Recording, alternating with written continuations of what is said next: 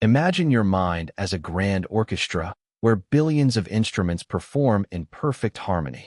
Each note is a thought, each melody a memory, each rhythm a sensation. But what orchestrates this symphony of awareness? Why does your brain generate this rich inner concert while a supercomputer, capable of processing millions of operations per second, remains utterly silent?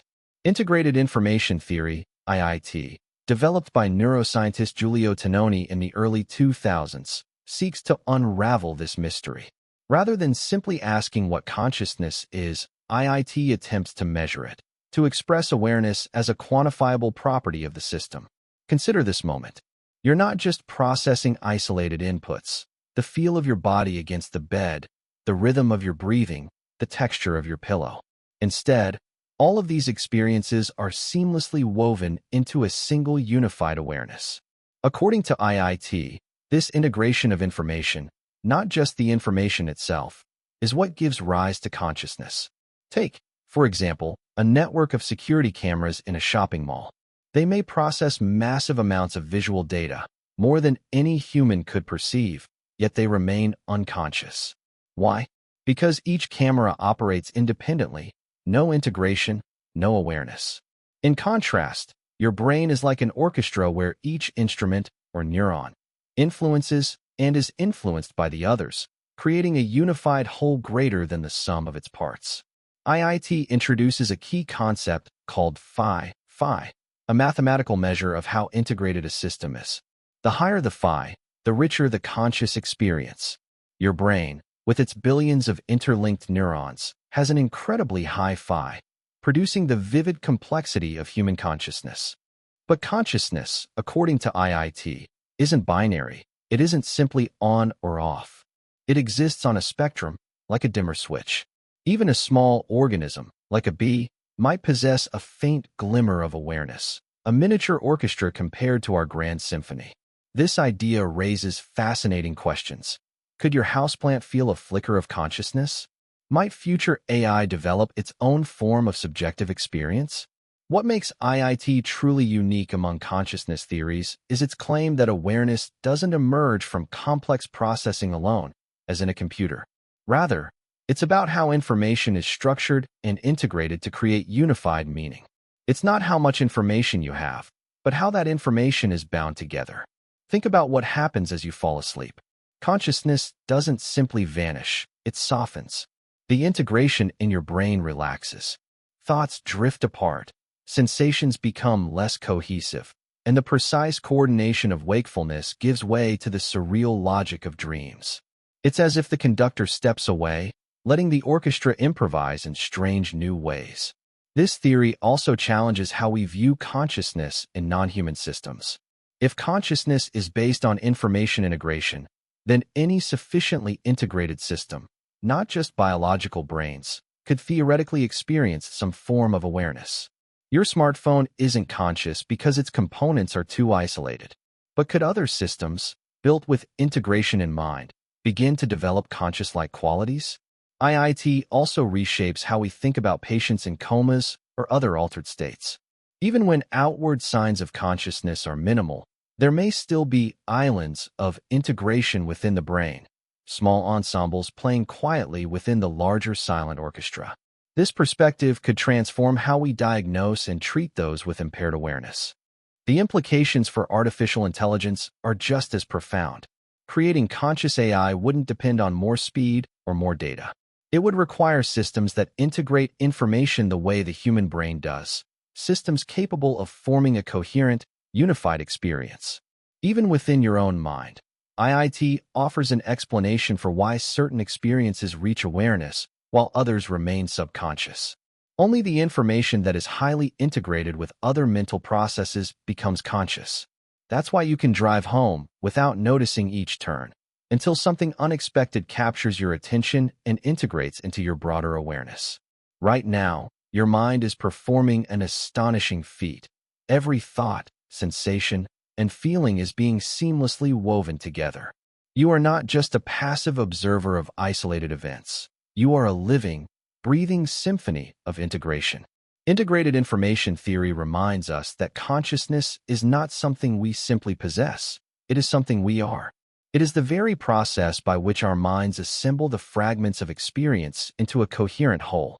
As you drift towards sleep, that intricate orchestration gently unwinds, giving way to the surreal improvisation of dreams.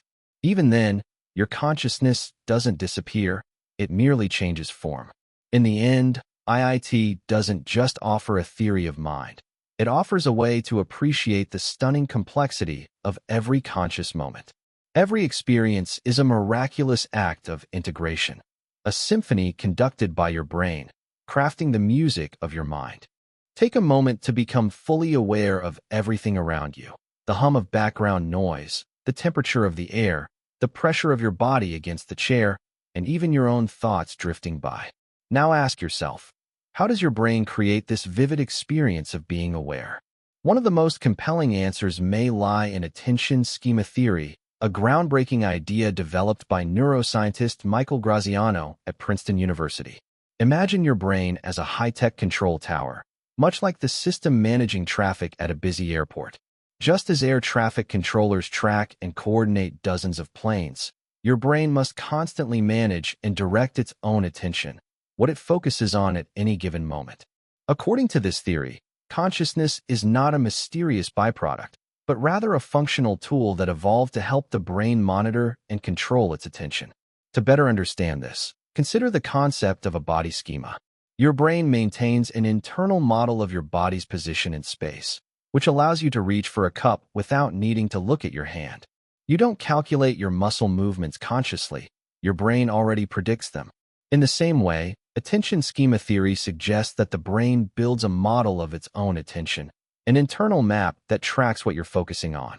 This model is simplified but useful. It doesn't show the detailed neural activity or biochemical processes involved in attention. Instead, it creates a streamlined version that we subjectively experience as awareness. Let's look at an example.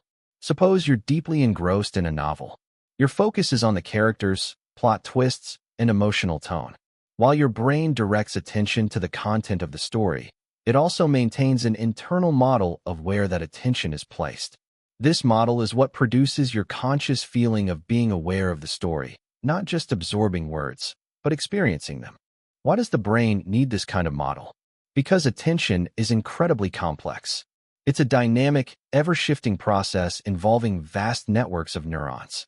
Modeling all of that in full detail would require immense computational power.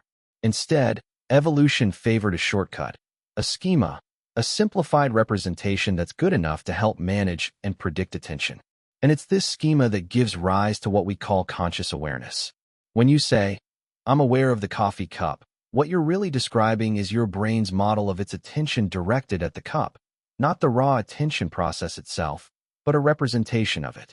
The strength of this theory lies in how it explains both the presence and absence of consciousness in various scenarios. Take blind sight, a condition where people with damage to their primary visual cortex can still respond to visual cues, even though they don't consciously see anything. According to attention schema theory, their visual systems still process input and direct attention, but their brains can no longer build the model of that attention.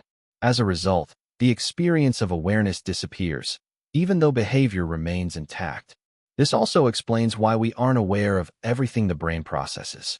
Your brain handles an enormous amount of information every second, from regulating your heartbeat to analyzing background sounds. But you're only conscious of the things your attention schema is actively modeling. It's like having dozens of security cameras, but only seeing what's on the main monitor. Schema theory suggests this isn't superstition, but a natural result of the brain's modeling. Just as our body schema omits the physical machinery of tendons and bones, our attention schema doesn't show the neural wiring of attention.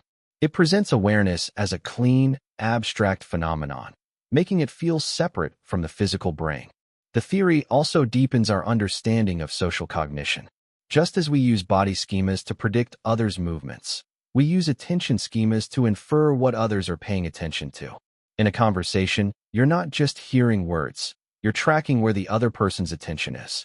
Are they focused or distracted?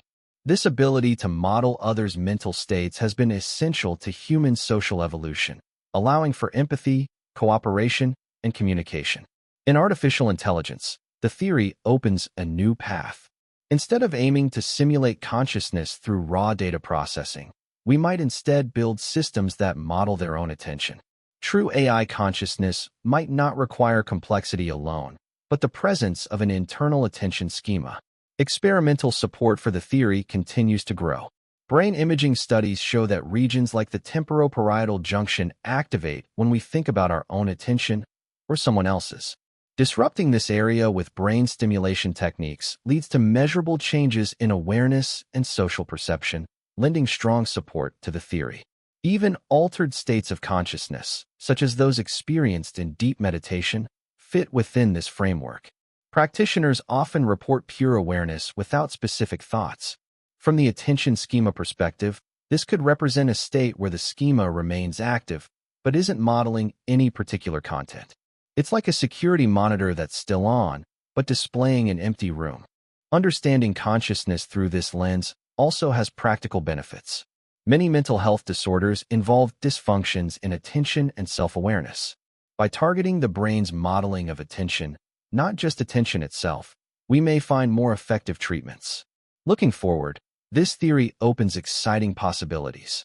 Could we enhance mental well-being by fine-tuning our attention schema? Might we develop AI with real awareness by giving them internal models of attention? Can we unlock deeper states of consciousness through better understanding of how we model our mental focus? In the end, attention schema theory offers a powerful explanation for how subjective experience arises. It bridges the gap between the physical workings of the brain and the intangible nature of awareness. Rather than seeing consciousness as a magical force, it suggests it's a practical adaptation, a survival tool shaped by evolution to help us navigate a world filled with competing demands. It reframes consciousness not as a mystery to be feared, but as a window into the inner workings of the mind, a beautifully efficient solution to a deeply complex problem. And through it, we gain new insight into what it means to be human. Imagine your mind as a grand theater. On its stage, countless sensations and thoughts line up, each vying for a moment in the spotlight. The soft rhythm of your breathing, the warmth of your blanket, a passing thought about tomorrow, or the faint ticking of a clock. All of these are performers auditioning for your awareness. But only one can take center stage at any given time. This is the essence of Global Workspace Theory, GWT, a powerful explanation of how your brain choreographs the spectacular production known as consciousness. Within the theater of your mind, a complex performance is constantly unfolding, more intricate than any play or musical. Imagine being the director of a show where thousands of actors are auditioning simultaneously, yet only one can be chosen to perform at a time. This is what your brain does, moment after moment, with stunning precision, so smoothly, in fact, that you rarely even notice it happening. About 4 decades ago, cognitive scientist Bernard Bars looked behind this mental curtain and proposed something remarkable. Consciousness is not just a spotlight, it's a broadcasting system. When a thought, sensation, or perception enters your awareness, it's like an actor stepping into the light and projecting their voice across a vast auditorium. Suddenly, the entire mind, your memories, emotions, reasoning, intuition, receives the same message all at once. Let's explore this through a familiar example. Imagine you're driving home on a well-known route. Your conscious mind may not be focused on the act of driving at all. Those tasks are handled automatically, like seasoned stagehands working in the dark. But if a red ball rolls into the street, everything changes. That unexpected input leaps into the spotlight. Your brain instantly broadcasts the event. Memories recall that a child may follow. Emotions heighten alertness. Your muscles prepare to brake, and logical regions begin calculating what to do. All of this happens in harmony, because one spotlighted moment is shared across your entire mental audience. But behind the scenes, even when you're not aware, your brain continues to operate. It's monitoring your body temperature, adjusting your posture, processing distant sounds, and regulating your heartbeat and breathing. These unconscious processes are like backstage crew, essential, tireless, and invisible to the audience. What makes Global Workspace Theory so compelling is how it explains why consciousness is useful at all. Just as a real theater uses its sound system to coordinate actors, lighting, and stagehands, your conscious mind broadcasts key information when something important or unfamiliar occurs. Not because it's the only thing happening, but because it needs to be shared across all systems of the mind. Consider what happens when you're falling asleep. The usual strict casting process relaxes. Thoughts and sensations that wouldn't make the cut during the day suddenly float to center stage. The director, your focused attention, lets go, and the spotlight starts to drift, allowing surreal and unusual combinations of experiences to take over. This shift explains the fluid, dreamlike quality of the moments just before sleep. Your mind's performance is transitioning from its structured daytime show to the more whimsical improvisation of dreaming. This theory also explains why you might arrive home with no memory of the drive. During routine tasks, your conscious spotlight isn't needed. Your well-rehearsed neural crew handles the performance in the dark. But the moment something unexpected occurs, the spotlight swings back into place and awareness returns. What makes human consciousness so extraordinary is this ability to broadcast across systems, to pull together memory, perception, emotion, and reasoning into one unified act. This is what allows us to think creatively, solve complex problems, and make meaningful decisions. When Shakespeare wrote, "All the world's a stage," he may have been more right than he knew. Your consciousness is a dynamic theater, every moment of awareness a carefully choreographed scene. Behind the curtain, countless mental actors await their chance, but only the most relevant ones get the spotlight. As you sit here now, notice your own inner performance. Watch how thoughts and sensations take turns stepping into awareness. Some merely pass through, while others capture your full attention. You are witnessing the most sophisticated mental production known to science, your own consciousness. Every moment, a new act unfolds. Every sensation is a potential scene. Every thought, a performer ready to speak. And the most amazing part?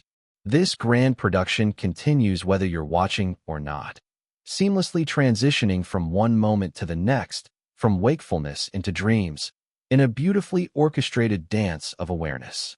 Predictive processing theory posits that the brain actively constructs our perception of reality by generating predictions and refining them with sensory input. When navigating an unfamiliar city, the brain initially lacks a model, leading to disorientation. As you explore streets, shops, and landmarks, it builds a predictive map, making future visits feel familiar. This dynamic process relies on the Bayesian brain, using Bayes' theorem to update probabilities with new evidence, integrating past experiences with incoming data. For instance, seeing a blurry figure prompts predictions about whether it's a person or object, refined as more sensory information arrives, illustrating how the brain operates through hierarchical feedback loops where predictions from higher cortical areas meet sensory data from lower ones. These feedback loops are central to the theory, ensuring efficiency in an energy-hungry brain that consumes 20% of the body's energy despite being only 2% of its weight. When predictions align with sensory input, the system conserves resources, but mismatches trigger prediction errors, prompting neurons to signal updates. This mechanism spans all cognition, from simple actions like walking to complex decision-making. For example, tasting an unexpectedly sweet soup creates a prediction error, forcing the brain to recalibrate its flavor model. Over time, repeated experiences reduce errors, making stimuli predictable, while the brain filters irrelevant details, like familiar pavement cracks, to focus on anomalies, such as a sudden pothole, optimizing navigation in complex environments. Beyond external perception, predictive processing shapes internal experiences like memory and time perception. Memories aren't static snapshots, but reconstructions based on predictions, filling gaps with plausible details, which explains why they evolve. Time perception also hinges on predictions. Exciting events make time drag due to anticipatory overactivity, while routine tasks make it fly as the brain processes efficiently. Socially, the brain predicts others' words, tone, and body language, enabling smooth communication. A mismatch, like an unexpected frown, triggers a prediction error, prompting reevaluation.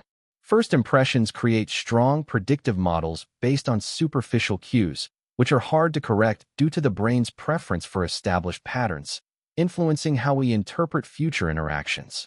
Predictive processing also explains altered states and cultural influences. Meditation disrupts automatic predictions, fostering a sense of presence, while psychedelics reduce reliance on high-level predictions, leading to vivid, unfiltered sensory experiences. Culturally, narratives shape predictions from childhood, influencing perceptions of social norms, beauty, or morality. This can explain biases like confirmation bias, where the brain favors information aligning with existing predictions to minimize errors. In everyday scenarios, like a coffee shop, predictions govern sensory expectations, coffee aroma, and social norms, saying thank you, with violations triggering emotional responses. Ultimately, the theory suggests reality is a collaboration between the external world and the brain's predictive models, revealing consciousness as an active process weaving sensory, emotional, and social predictions into a coherent human experience. You're sitting in your favorite chair, feeling the soft fabric beneath you and the warm sunlight gently touching your skin. But there's something deeper happening. You're not just sensing these experiences, you're aware that you're sensing them. This awareness of your experiences is what lies at the heart of a powerful theory of consciousness, higher order theory, HOT. At its core, higher order theory proposes that consciousness doesn't arise merely from having thoughts or sensations. Instead, it emerges when the mind becomes aware of those thoughts or sensations, when it forms thoughts about its own mental states. Picture your mind as a two-level theater. On the first level, your brain handles raw inputs, sensations, emotions, thoughts. But on the second level, there's a kind of mental observer, a system that monitors, reflects on, and interprets those mental activities. According to HOT, this second level is what transforms mental activity into conscious experience. Let's take an everyday example. Imagine driving along a familiar route, only to arrive home with barely any memory of the journey. Your brain was clearly processing everything, reading road signs, adjusting speed, following traffic, but you weren't consciously aware of it. Why? Higher order theory suggests that while your first-order mental systems were fully engaged, the higher-order thoughts about those experiences, the ones that create conscious awareness, simply didn't occur. The idea was first proposed by philosopher David Rosenthal, who argued that consciousness comes into being when we form a higher-order thought, a thought about our own mental state. It's like having an internal narrator who doesn't just experience the story, but also notices and comments on it. This narrator isn't a little person in your head, of course. It's a complex network of cognitive processes designed to monitor and evaluate what the rest of your brain is doing. This framework elegantly explains several puzzling phenomena. Take blind sight, for instance, a condition in which people who are clinically blind can still respond to visual cues. They might catch a ball or avoid obstacles, even though they insist they can't see anything. According to HOT, their visual system is functioning at the first level, but the higher-order processes needed to make them aware of seeing are impaired. So they react to visual input without any conscious awareness of it. Another example is emotional awareness. Sometimes, someone points out that you're angry, and only then do you realize it's true. Your brain had already generated the emotional state, a first-order process, but you only became conscious of it once you formed a higher-order thought about that emotion. Higher-order theory also sheds light on what makes human consciousness distinct. Many animals can perceive and respond to their environment, but humans have the added ability to reflect on their own thoughts and feelings. It's the difference between a security camera that records everything and a security guard who watches the footage and understands what it means. Of course, the theory isn't without critics. Some wonder, if consciousness requires thoughts about thoughts, then don't those thoughts themselves require more thoughts? Would that lead to an infinite loop? Advocates of HOT argue no. Just like a spotlight doesn't need to shine on itself to illuminate a stage, a higher-order thought doesn't need to be conscious itself to make an experience conscious. Modern neuroscience has added weight to the theory. Brain imaging studies have shown that the prefrontal cortex, a region linked to self-reflection and metacognition, is crucial for conscious awareness. When this area is damaged or disrupted, people often continue to process information unconsciously, but lose the capacity for conscious experience. The implications are far-reaching. In the realm of artificial intelligence, Hott suggests that making machines conscious isn't just about feeding them data. It would require designing systems that can think about their own thinking. A computer that processes information isn't conscious, but one that knows it's processing, that might be a different story. Even meditative and altered states of consciousness can be interpreted through this lens. Many meditators describe a state of pure awareness, where the boundary between observer and observed dissolves. Hott could explain this as a unique alignment between first-order and higher-order processes, creating a rare, unified state of conscious experience. As our quest to understand consciousness continues, higher-order theory offers a compelling model for how subjective experience emerges from the brain's inner workings. It reminds us that consciousness isn't just about experiencing the world, but about knowing that we are experiencing it, a delicate and beautiful interplay between perception and self-awareness. In this grand mystery of the mind, Hott lights one of the most promising paths toward understanding how we come to know ourselves as conscious beings, aware of our thoughts, feelings, and the very experience of being alive.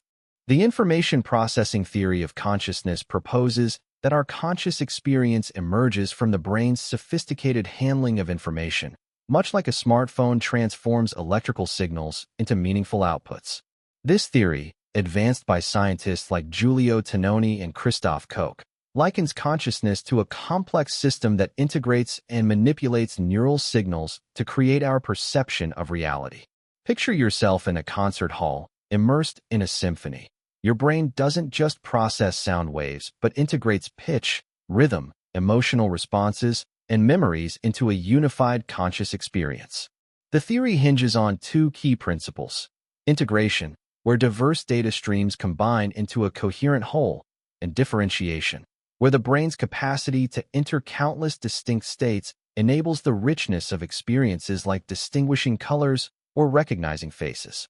This integration creates the phenomenal unity of consciousness, where fragmented sensory inputs, like the sight, warmth, aroma, and taste of a coffee cup, merge into a single experience.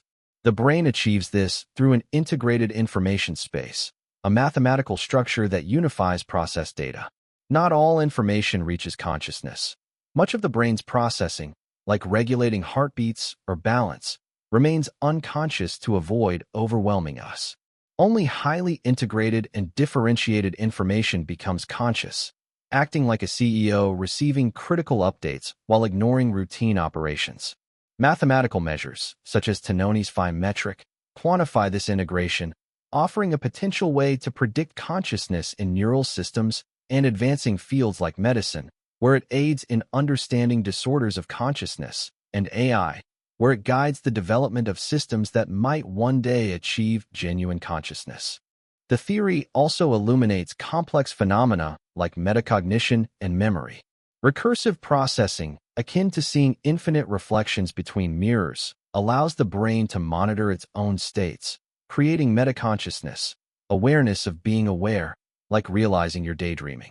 Memories aren't static but recreated patterns of information processing, explaining why recalling a memory feels conscious. Conscious processing occurs in cycles, roughly 40 times per second, forming a cognitive rhythm that integrates information into a seamless stream of awareness. In altered states like meditation, the brain maintains high integration with minimal differentiation, producing a state of pure consciousness, while dreams create vivid experiences through unique patterns of integration, explaining their distinct logic compared to waking life. The theory further connects consciousness to prediction and emotion. The brain generates predictive models, blending sensory data, anticipated sensations, and recent memories into a seamless present moment, shaping time perception. Emotions arise from integrated patterns combining physiological, cognitive, and behavioral data, explaining their richness. Looking forward, the theory suggests that conscious AI would require systems designed for specific types of information integration, distinct from current models.